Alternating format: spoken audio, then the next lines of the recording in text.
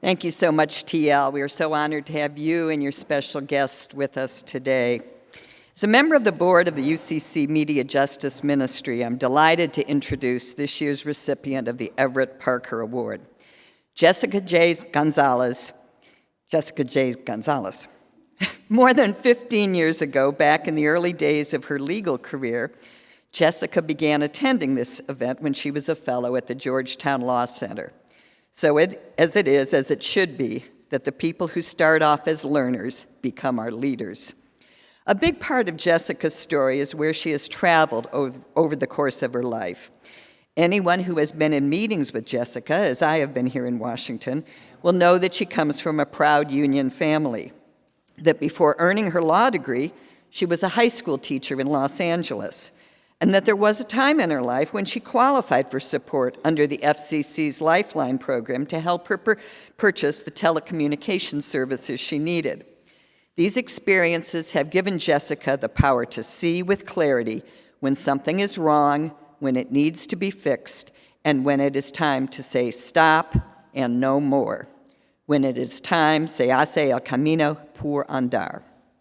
There was no one who you would rather have with you when you were planning strategy, protesting in the street, heading into the C-suite of major corporations, or into the halls of Congress.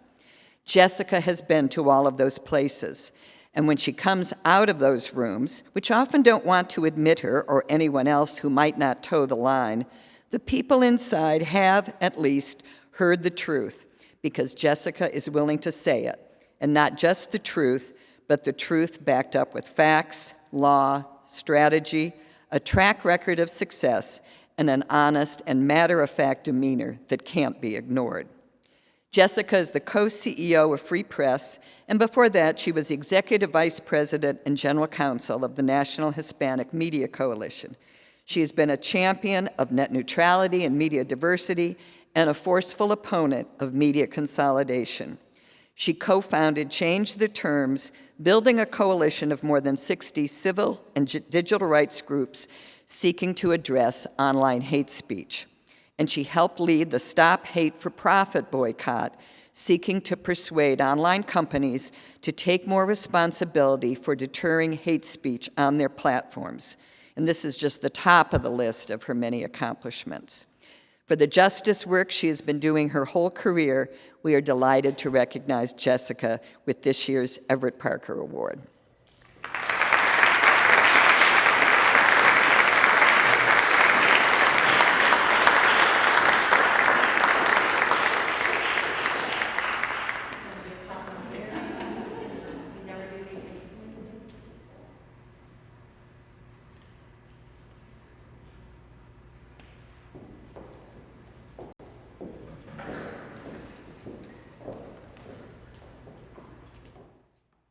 Good morning. It's really early Pacific time. Wow. No one's surprised that I'm getting a little emotional, because that's what I do. I'm just so deeply honored by this. 15 years ago, I was sitting in the back of the room at a table. Cheryl had invited me because we were doing some legal work for a church. UCC was actually my first client when I got to Georgetown Law, and I was a fellow at a clinic there, and we were working on trying to prevent Rupert Murdoch from buying more TV stations, I believe. I'm also just really deeply humbled to be sharing the stage today with such amazing forces for good as Maya Wiley and T.L. Lewis. And I'm thinking back to when I went to that first luncheon, it used to be at the National Press Club, and Reverend Parker was still with us. And I remember clearly thinking, what an amazing legacy that he holds. So as a lawyer in media and tech, UCC is a very special organization to me, because UCC fought for standing, which is a really nerdy thing to talk about at a thing like this. But essentially, they fought for the people's right to have a say in the decisions that shape our media. And my organization, Free Press, which was founded long after UCC in 2003, really exists on the premise that the people should shape our media system so that it serves us, the people, over corporate interests. And that work really wouldn't have been possible without the trailblazing work of UCC and Reverend Parker. So I want to thank you and honor you for that work that continues today. Why do we do this work? It's because we understand that the media is powerful. It shapes beliefs, opinions. It actually impacts how people act and move about in the world.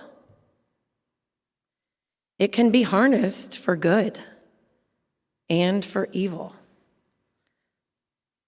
Our job is to ensure that it serves the public interest, human and civil rights, and democracy. And here we are at a pivotal moment in our country's history. I would argue that democracy went all the way to the brink last year. Are we going to have a multiracial democracy that's just? I don't think we've answered that question, right? Like, when I hear from scholars and others who've studied this deeply, there's no promise of that. And our role in the media justice field is to ensure that we're building a media system that is serving truth, justice, and democracy. Are we going to achieve a peaceful transition to a multiracial democracy? Are we going to succumb to white supremacists and authoritarians who are using our media system to amplify lies, to sow chaos, and to undermine democratic institutions? That's the question, and I'm not sure what the answer is yet. And sometimes I feel a little scared about that. And when I start to feel scared, I think of all the inspiring people in this room and online who are thinking deeply about this. I'm thinking of all the women of color who are leading amazing campaigns and policy efforts to build an anti-racist, pro-feminist media system. And I feel inspired. I think of you, Cheryl. Talk about a humble public servant.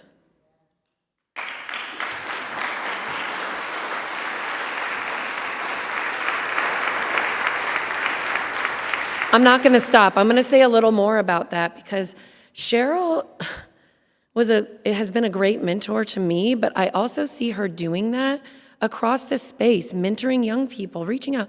It is a quiet effort. It is not a boastful effort. It's not there to take credit. And I really don't think you get enough credit for how you are building this field. So I want to thank you. It's really incredible.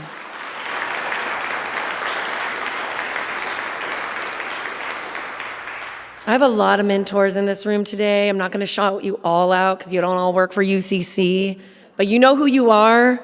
You're the reason why I'm in this field, and you inspire me. There are so many incredible people doing work, and that's what gives me hope. There's so many of us who are not doing it for the fame or the money. There isn't any. It's, kind of humble. But we're coming to the work fueled by the inspiration from our ancestors. And for me personally, I'm thinking about what I hand off to my kids. I don't want to hand them a mess. So I do this work with deep affection for them and for all of you and for our country. I believe we can build something that's never existed before. I believe that we will win. It may not be in my lifetime, but I believe we will win. And I commit to living up to this deep honor that the United Church of Christ has bestowed upon me today by moving with love, by moving with purpose, to hold down the small role that I play in building a media system that serves truth, justice, and multiracial democracy. So thank you.